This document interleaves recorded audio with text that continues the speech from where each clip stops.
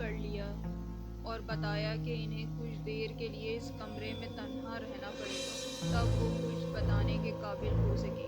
وہ اندر چلی گئیں اور امی ہال کے کمرے باہر بیٹھ گئیں۔ ابتدا میں کچھ دیر کے لیے مکمل سکونت رہا، پھر ایسی آوازیں سنائی دینے لگیں جیسے گندم کے پتے ہوا میں اڑ رہے ہوں۔ یہ شور بتدریج اونچا اور کئی آوازوں میں بدلتا گیا۔ امی نے گھبرا کر ہال کا دروازہ کھول دیا۔ کمرے میں خوفناک شور بدستور جاری تھا۔ ہوا اتنی سرد اور تیز تھی کہ رونگٹے کھڑے ہو جاتے تھے۔ دادی سکتے کے عالم میں ایک کرسی پر بے ہوش سو حرکت پڑی تھیں۔ امی گھبرا کر آگے بڑھیں اور ان کی ہتھیلیاں رگڑنے لگیں کہ اچانک ابا اور دادا کمرے میں داخل ہوئے۔ یہ دیکھ کر کہ ابھی گھبرا گئیں اور انہیں اوپر خوابگاہ میں لے گئے۔ تھوڑی دیر بعد جب دادی کو ہوش آیا تب امی نے پہلو میں بیٹھی تھیں اور دادا وہاں نہ تھے۔ انہوں نے امی سے کہا، تمہیں کمرے میں داخل نہ ہونا چاہیے تھا۔ وہ یہ بتانے پر رضامند ہو گئیں کہ انہیں کیا چاہیے اور وہ کس شرط پر مکان چھوڑیں گی۔ اچانک تم کمرے میں داخل ہوئیں۔ اس مکان میں ایک زبردست المیہ بہو پذیر ہوا ہے۔ سنہری بالوں والی عورت کو مارا گیا ہے۔ اس گھر میں کوئی غیر انسانی اور بے رحم مخلوق ہے۔ میں ان چیزوں سے نہیں ڈرا کرتی مگر آج بھی خوفزدہ ہوں۔ امی نے محسوس کیا کہ دادی اماں کا چہرہ غیر معمولی طور پر زرد ہے اور ان کی زبان بات کرتے ہوئے لڑکھڑانے لگی ہے۔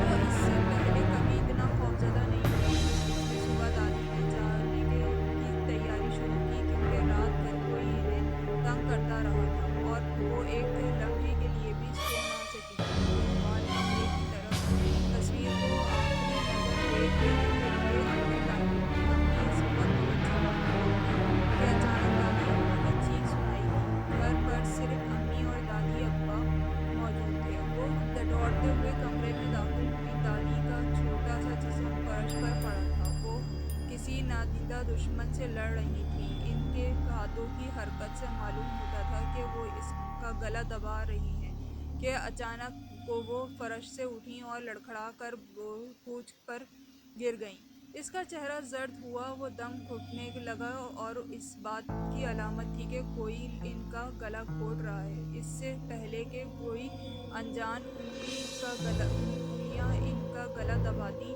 دادا چیخے، خدا کے لیے اسے بخش دو۔ وہ بار بار یہی دہرا رہے تھے کہ کسی چیز نے پوری طاقت سے دادی اماں کو زمین پر دے مارا۔ دادا تیزی سے آگے بڑھے اور بیوی کو بازوؤں پر اٹھا کر باہر بھاگے۔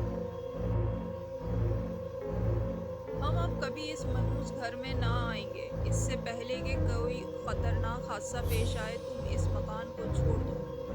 امی جب دادی اماں کو الوداع بوسہ دینے کے لیے جھکیں تو انہوں نے سرگوشی کی۔ میں ایسی سنہری بالوں والی خاتون سے مصروف گفتگو تھی کہ میں نے اس کے پیچھے ایک خوفناک مخلوق کو کھڑے ہوئے دیکھا۔ یہ قدامت آدمی کے برابر ہے مگر میں نے اس سے پہلے ایسی مخلوق کبھی نہیں دیکھی۔ اس نے نارنجی رنگ کے بال، سخت کھردرے اور کھڑے ہیں اور ہاتھ اندر کی طرف مڑے ہوئے ہیں۔ یہ مخلوق خاتون کے گرد چکر کاٹتی ہوئی آئی اور میرے قریب کھڑی ہو گئی۔ پھر کہنے لگی، میں تمہیں ختم کر دوں گا۔ میرے گردن دیکھو جہاں اس نے اپنے ناخن میرے گوشت میں گاڑ دیے ہیں۔ یہ زخم بہت گہرا ہے۔ وعدہ کرو کہ تم اس مکان کو چھوڑ دو گی کیونکہ یہ مکان بہت جلد نذر آتش ہو جائے گا اور بنیادوں کے سوا وہ کوئی چیز نہ بچے گی۔ دادی اماں کی گردن کا زخم زندگی بھر باقی رہا اور مخلوق سے مقابلہ کے بعد ان کی آواز اس قدر بیٹھی تھی کہ وہ سرگوشی میں بات کرتی تھیں۔ اس پراسرار مکان کی یہ داستان ایک رات اپنی انتہا پر پہنچ کر ختم ہو گئی۔ کیتھرین اور کلٹ اپنے کمرے میں تھے۔ کیتھرین نے حسب معمول اپنے بال صاف کیے اور بستر پر لیٹ گئی۔ چند لمحے بعد ایک چونکا دینے والی چیخ کے ساتھ اس نے اپنے بستر کو چھوڑنا شروع کر دیا۔ کیتھرین اور ابا اس کے کمرے کی طرف دوڑے۔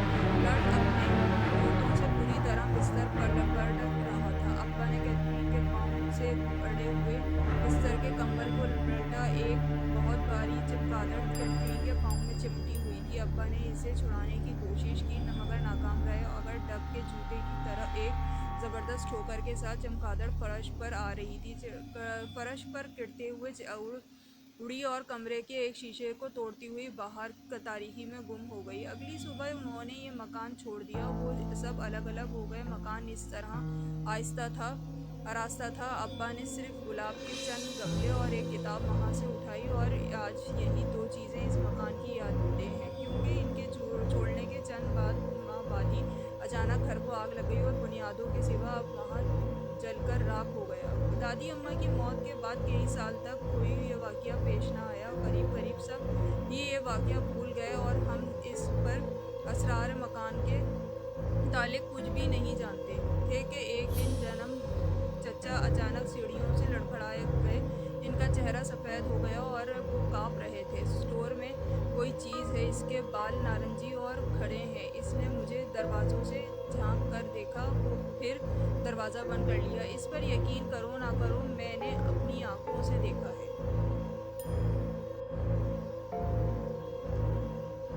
वो बड़बड़ा रहे थे, इनके हवास बहाल हुए और हमने इनका मजाक उड़ाने लगे, मगर वो निहायत संजीदा थे। उन्होंने हमें इस मकान की कहानी सुनाई और दादी अम्मा की मौत का वाक़या भी। इसके बाद अक्सर घर में किसी पुरस्कार शय की मौजूदगी की शिकायत करते, मगर हम यह मजाक में डाल देते। आखिर एक दिन जन्म चचा अपनी चारपाई पर मुर्दा पाए गए।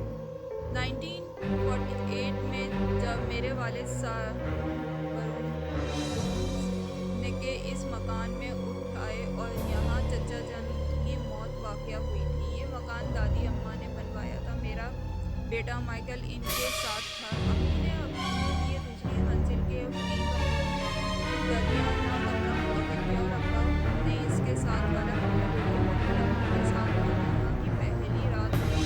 अम्मी 3 बजे रात तक निहायत पुरसुकून सोई रही, लेकिन किसी के कदमों की चाप ने इन्हें जगा दिया। कमरे में कोई चल रहा था। सामने एक साया दिखाई दिया। उन्होंने आवाज़ दी।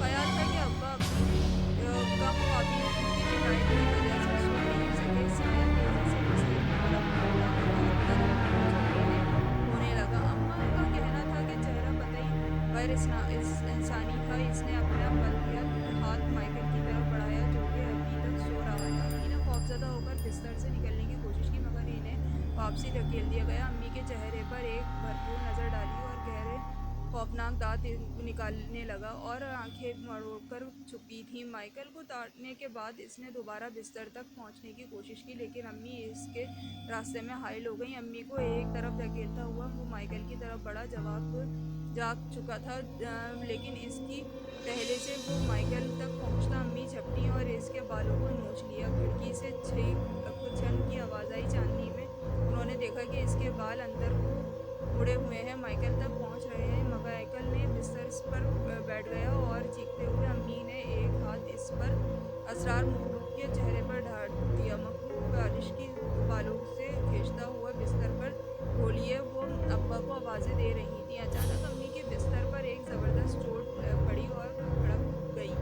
पुरस्कार मखलूक दोबारा बिस्तर की तरफ पलटी। अम्मी ने छलांग लगाई और इसके सामने आ गई। माइकल को तक पहुंचने के लिए जुनून में इसने बिस्तर को अपनी तरफ खींचा, लेकिन इसके बाल फिर अम्मी के हाथ में आ गए। उन्होंने बालों को नोचते हुए इसके पेट पर एक ज़बरदस्त ज़रब लगाई और कम किया।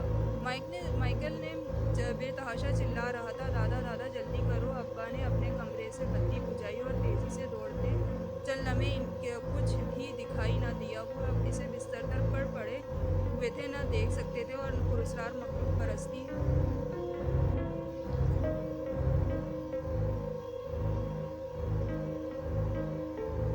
बरसाती के खुले दरवाजे की तरफ बढ़े। अब्बा की मौजूदगी से अम्मी का हौसला बुलंद हुआ था। वो इसके पीछे दौड़ी। वो मखलूक अचानक पलटी और इंतहाई गुस्से में इसने माइकल की तरफ इशारा किया। अम्मी ने घबरा कर पीछे देखा, माइकल कमरे में था। जब उन्होंने दोबारा बरसती की तरफ देखा तो वो दूर निकल गई थी। चांदनी में अम्मी ने देखा कि इसके एक अजीब लिबास पहना हुआ था, जो हल्के रंग के तन से चोले पर मुश्तमिल और कमरों तक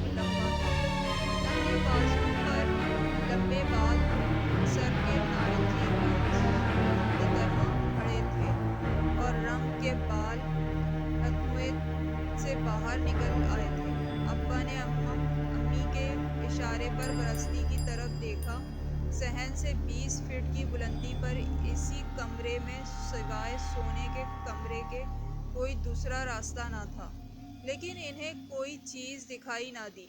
تاہم ایک مطمئن گوشت کی بو سارے کمرے میں پھیل چکی تھی۔